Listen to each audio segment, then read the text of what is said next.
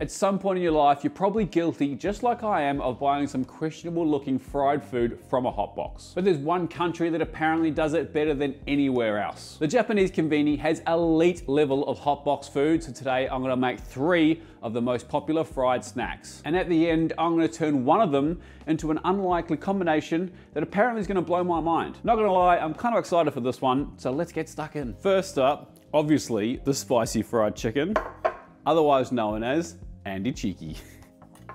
That's a bit cringy. Anyway, we'll take some chicken thighs, bone out and skin off. We're gonna take off any of the dangly bits, any of the excess fat we take off as well, because it's not gonna have enough time to render when we're frying it. And then we want it all roughly the same thickness. So you don't want it too thin, otherwise it dries out. But we will take this part off here, and I'm gonna save this for a little stir fry or something. Might give it to Duck for dinner, if he's lucky. So we end up with these really nice thigh fillets that are all the same thickness. The other thing some people do is bash these out and flatten them, but honestly, every time I've seen this online, it does look like it's not bashed. Like it looks like it's got some thickness to it, so we're gonna run with that. So we do have a wet batter and a dry dredge. Think about that for a second. The dry dredge is 50-50 flour, just bread flour, plain flour, not self-raising, and cornstarch, or corn flour as we call it here in Australia. Whoa, that came out at a rate of knots I was not expecting, and it serves me right. You should always use a spoon, you silly duffer, Andy. I reckon that's a bit more than 50-50, so we'll pull a bit of that out. Now my corn flour is definitely not gluten-free. And then the wet eggs. Hot sauce, you want a vinegar-based hot sauce like Chichula or Tabasco. And then the same spices in both the wet and the dry. So ground white pepper, garlic powder, onion powder, chili powder, and salt. Just gonna stir the dry ingredients so it's all well incorporated.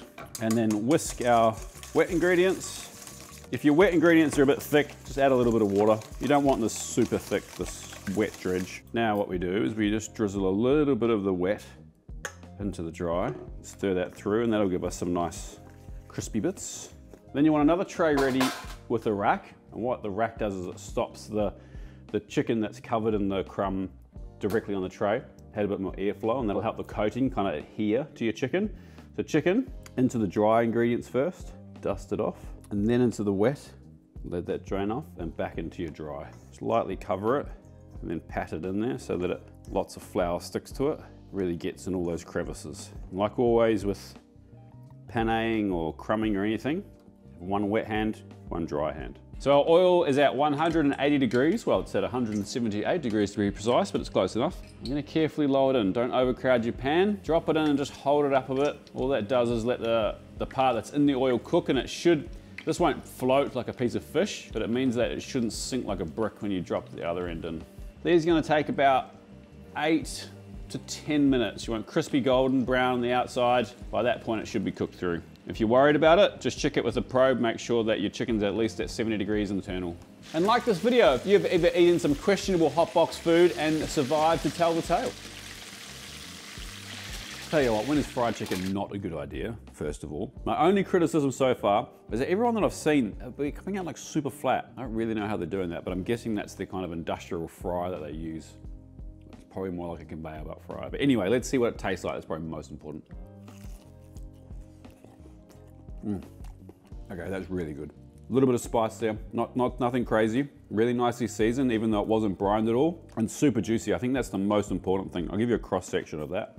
That's what everyone kind of says, is that they're just so impressed with how juicy this is, even with being in a hot box. Some people get really mad when I do that, I guess, because it's like, oh, you're squeezing all the juice out. But I'm trying to do it to show you how juicy it is. Anyway,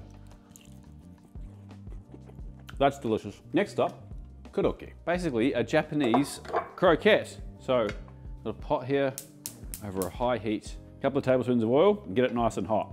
Now our oil is up to temperature. We're gonna add our minced beef. The only other ingredients we need to get ready is we need to finely dice a brown onion. I'm gonna finely dice 3 large cloves of garlic, or 4 if they're small. And here I've got some russet potatoes, which I've peeled and cooked. And I'm just gonna push these through a ricer. If you don't have a ricer, you can just use a masher when they're still hot, but this is gonna get a more consistent potato. So now our meat is nicely browned. Gonna add the onions. We'll saute those just for a couple of minutes before we add the garlic, because we don't want the garlic to burn. You can see here in the meat's nice and brown, got good color. We haven't burnt anything to the bottom of the pan, and that's what we're looking for. Time for the garlic. Give it a light season with salt. Don't want too much. We are gonna put a little bit of soy sauce in there as well. A little bit of white pepper. And about a tablespoon of soy sauce. We're gonna turn the heat off now. We add our rice potatoes or mashed potatoes. Stir that through so it's nice and even. We want this to be quite dry. If we have too much moisture, we're gonna struggle when we fry it. We'll just check for seasoning. Delicious. I'm gonna place this back in this bowl.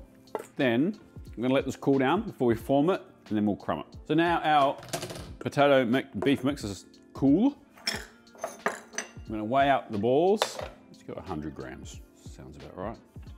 So take your 100 grams and compact it nice and tight. And then you want it to form like a hockey puck.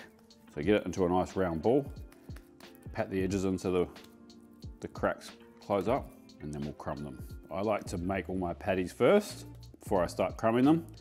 This is because your hands get messy when you're crumbing. Then you know the story. We're gonna penne these. One wet hand, one dry hand, flour first, pat dry, into the egg. Non-dominant hand is the wet hand, so you want to use that least. Into the panko. A couple of breadcrumbs on the plate. Any moisture comes out, it'll just absorb into the breadcrumbs. Now what we have to do is fry these at 180 degrees for 4 to 5 minutes until they're golden brown and hot all the way through. Let's break one of these things open. There's nothing wrong with that at all. Super savory, nice and crunchy texture on the outside, soft in the middle. Yum.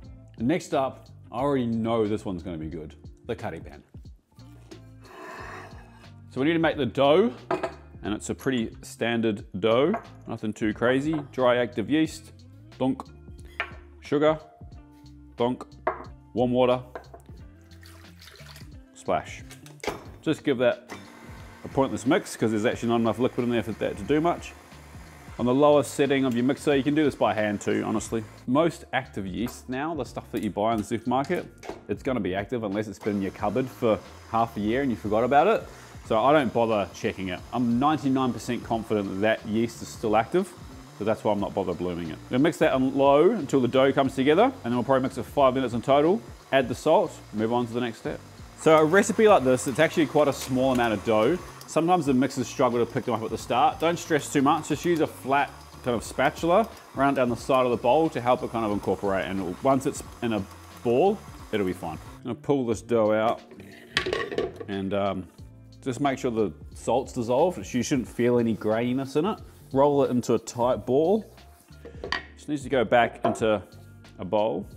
Put a little bit of oil in there. The reason you oil a bowl or flour a bowl when you're doing a dough to rise is because you don't want the dough to be held back when it's rising. So if it sticks to the wall, it doesn't rise as easily. So if you grease it up like this, especially on the sides, even though if it's not that much dough anyway, it's gonna rise past the point that it's at.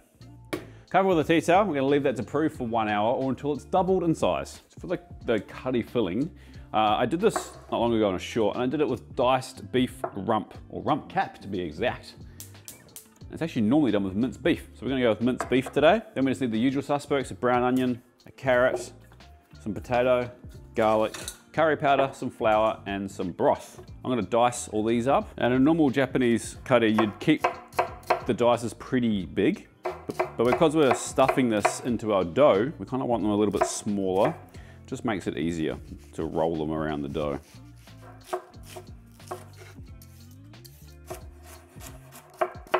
These are baby potatoes here, or new season potatoes. I'm not gonna bother peeling them. If they were kind of bigger, you know, dirtier potatoes, I would peel them, but nothing wrong with a bit of potato skin. It's good for you. Then just a couple of cloves of garlic. Give them a bash, get the skin off. Pan that's been preheating for a while. I'm just gonna add a couple of tablespoons of neutral flavored oil there, and we're gonna add our beef. Make sure your pan's hot. Make sure your oil's hot before you put your beef in it. Why? Because you're gonna get better browning. Better browning. Now I can see a little bit of smoke there. We're good to go. And these essential scrapers are perfect for breaking up mince like this. or ground beef. If you want to get your hands on one of these, link is down below. Pinch of salt. Now we've got some really nice color on our beef. We're going to remove it from the pan, just set it aside. And the pan back on the heat. Some more oil. We're going to add our carrots, onions. Saute those for 1 minute. Pinch of salt. Now the garlic, another 30 seconds. Potato. Now we're going to add the curry powder, followed by the brown beef back in and the butter.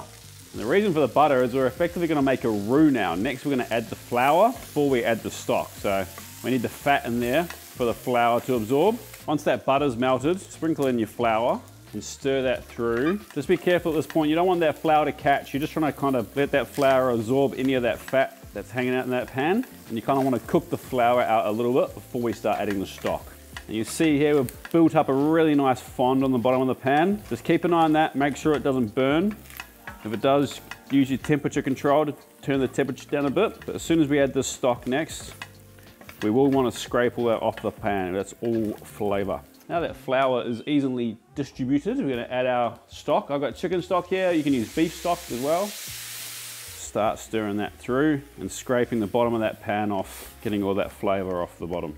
So the potato won't be cooked yet, the carrots probably won't be cooked yet either. And we do want a fairly stiff curry. Why? Because we need to stuff it inside some bread. So if it's not stiff, it's kind of hard to work with. So it's not thick enough yet, but the potatoes aren't cooked. So we're gonna simmer this for sort of 10, 12 minutes till those potatoes are cooked. And that curry is a nice thick consistency. You see now all that fond is off the bottom of that pan. Let that simmer, 10 minutes, like I said, stirring every 1 to 2 minutes. Make sure it doesn't catch on the bottom. So that's simmered for just over 12 minutes. It's thickened up nicely. Our potatoes are cooked through, but they're not falling apart, which is also important. I'm gonna place this onto a tray. Just gonna leave it out at room temperature for a bit to get some of the heat off before we put it in the fridge and get it cool completely. It doesn't need to be ice cold when we're filling a whole Kare Pan, but you do want it as cold as you can get it. The colder it is, the easier it's gonna be. So put it on a large flat tray and push it to the corners. More surface area, cools down faster. So our dough has proven, it's doubled, ooh, it's very active, it's definitely doubled in size. Doesn't want to come out of the bowl. There it is. Welcome back. Let's see how much that weighs. 3.47 grams. Dazz, 3.47 divided by 6. 0.578. What? 345 divided by 6. 57.5, we're gonna make 6, so we need 6 balls that are 57 grams. How close can I get to it? 52. Not bad, really. Now we've got our 6 balls, just like you kind of would for a pizza dough. Bring them in on themselves so they have a nice tight top, like so. And then on the bench, make your hand like a cup using the back part of your hand and your thumb. You roll it around to get a lovely ball.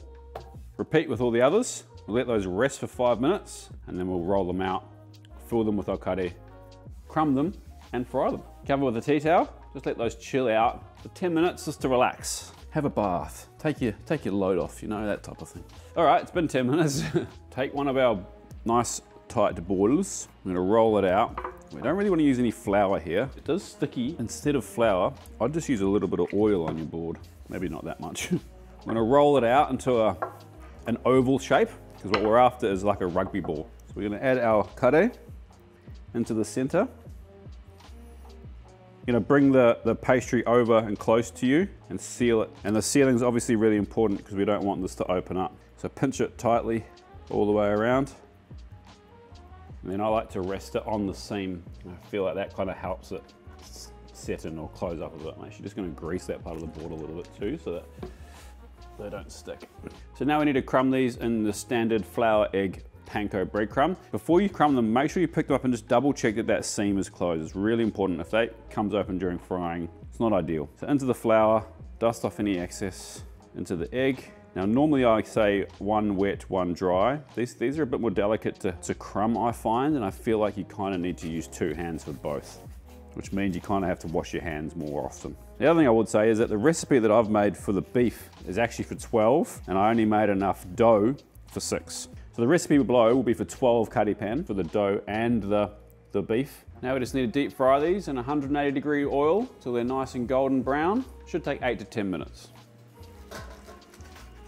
All right, I already know what these taste like. Delicious. But let's have a look. Oh, look at that. I love how the bread goes all chewy, crunchy outside. Lovely seasoned curry. I'm talking about like I've already eaten it. I don't know who invented this, but they need to win a medal or something. These things are incredible. Anyway, I'm gonna go enjoy this by myself. But next up, if you've been waiting for the combo that I mentioned earlier, we're gonna need that fried chicken. So I got my fried chicken, and I got one of these beauties. Link above for that video, the convenience store sandwiches. This is the egg sandwich. Everyone seems to buy these things, peel them apart, which is tricky to do because it's, and they put the chicken in it, which seems wild. Also looks kind of wild, to be perfectly honest. I was gonna try and just like put that in my mouth, but it feels a bit uncouth, doesn't it, Dazz? Yeah, you grab. See what all the fuss is about. This can't taste bad, can it? Like, seriously. It's pretty good. The spicy chicken, that creamy egg mayo. It's a lot of different types of chicken in one sandwich. Anyway, legends, thank you so much for watching. It's been a fun one to pull together. That's absolutely delicious. See you next week for another recipe. Peace.